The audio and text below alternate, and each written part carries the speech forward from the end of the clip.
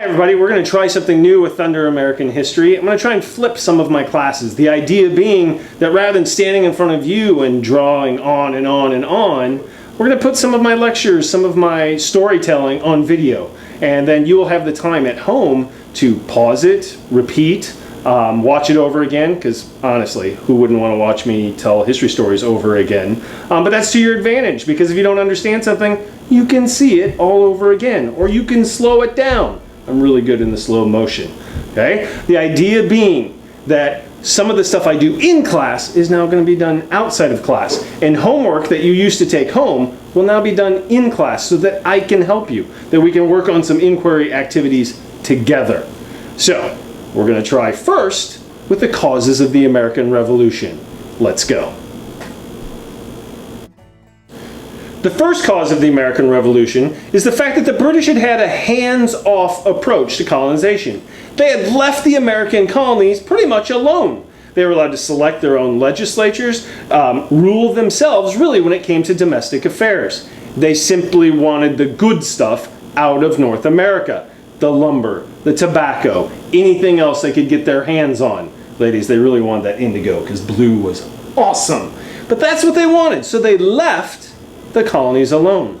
The problem is there's going to be a shift. After over a century of colonization, the British are going to change their minds. They're going to decide that after being hands-off for so long, it was time to start meddling with what the colonists were doing. Well, the colonists had gotten used to not having that, and they're not going to like it.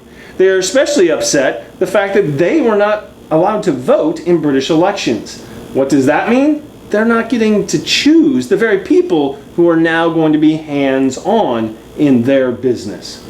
That's not going to go over so well. In the next 13 causes of the American Revolution that we're going to cover, you're going to see that in almost every single case, it was a shift from hands-off to hands-on.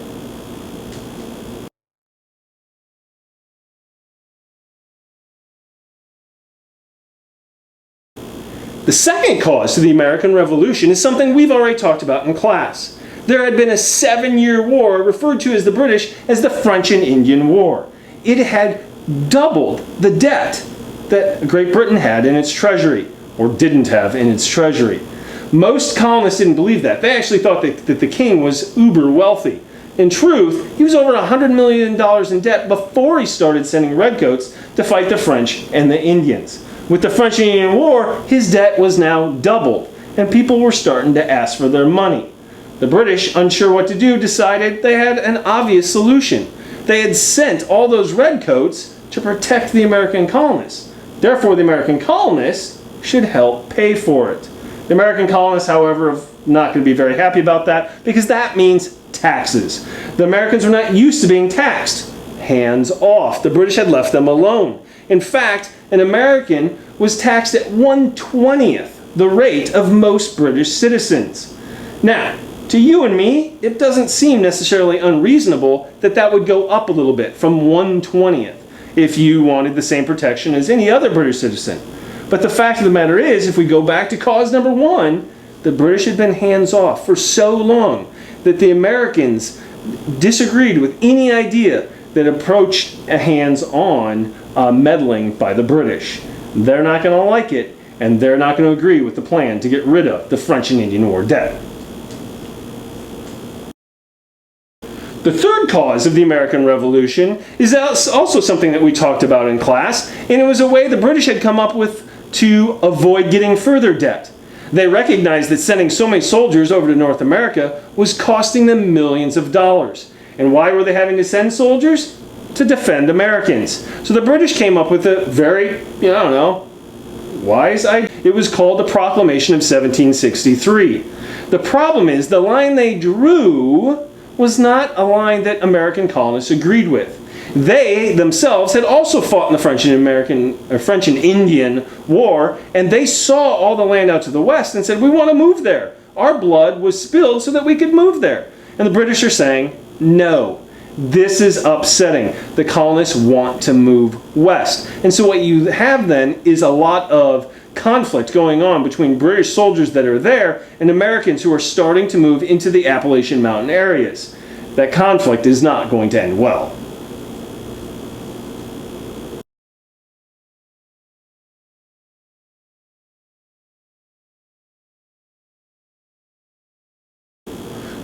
fourth cause of the American Revolution is the passage by Parliament of something called the Sugar Act.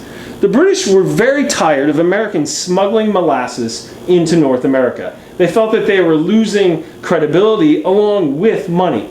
So they came up with a solution called an indirect tax. An indirect tax was not a tax on the people of the colonies, but instead a tax only on a specific sect of the economy. In this case, sugar importers.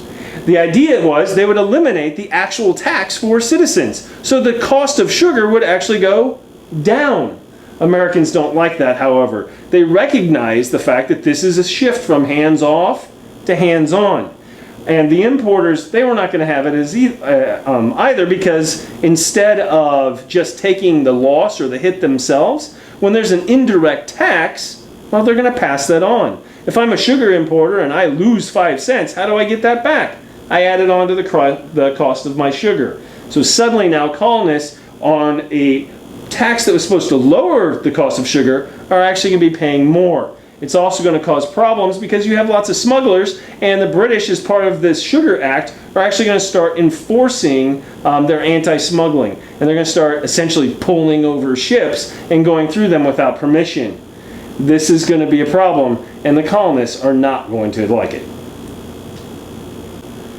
The fifth cause of the American Revolution is the Quartering Act of 1765. The British Parliament decided it was actually cheaper if they had a standing army in the American colonies. Rather than waiting for Americans to say, "Oh, the French are bugging us, come send some redcoats," it'd be better to have redcoats there and ready to go. The Americans, however, looked at that with a great deal of suspicion, because they started to wonder, there's a lot of soldiers around here, and we're supposed to provide them food, we're supposed to provide them shelter, we're supposed to provide them provisions. And the concern was, maybe they're not actually here to protect us, but maybe they're here to intimidate us. Maybe they're not a protection, but instead a threat. That mere thought is going to cause problems later on down the line. And the growing number of colonists who have that thought is going up with the patriotic fever.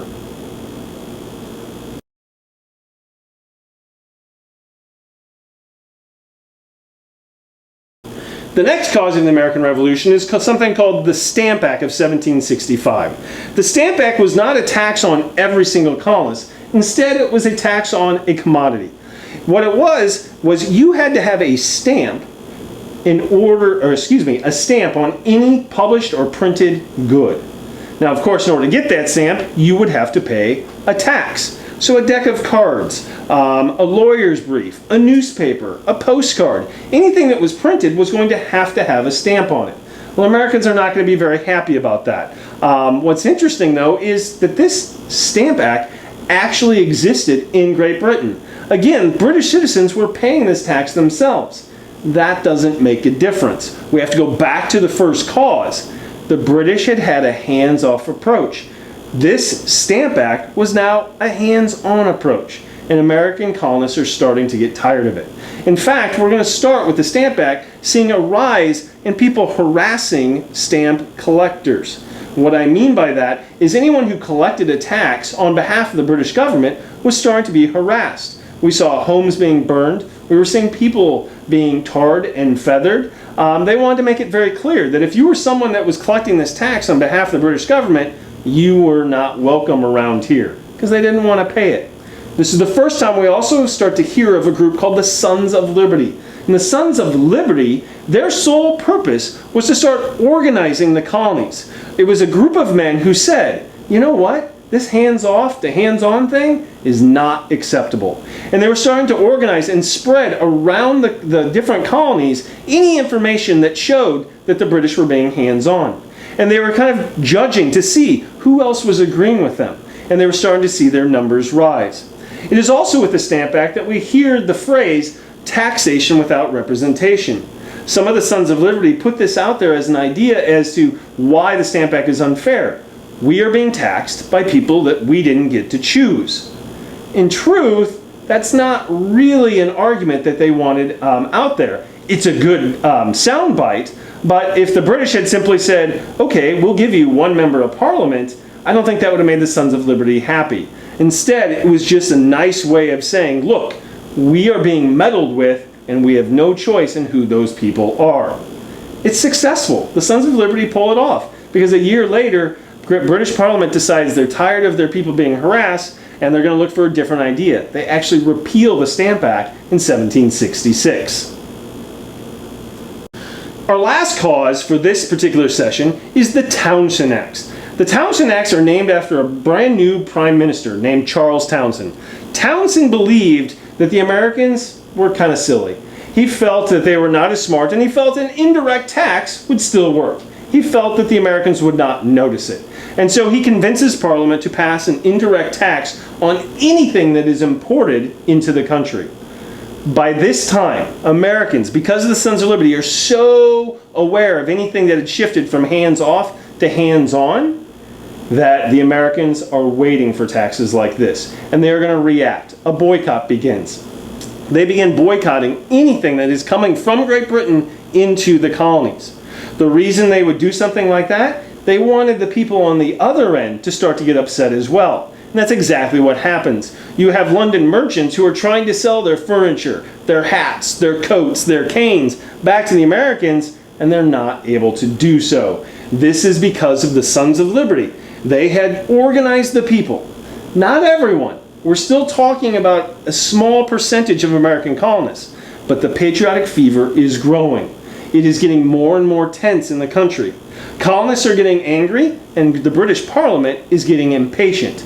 All you're really going to need at this point is an errant shot. And it's an errant shot that's going to be the beginning of our next causes of the American Revolution.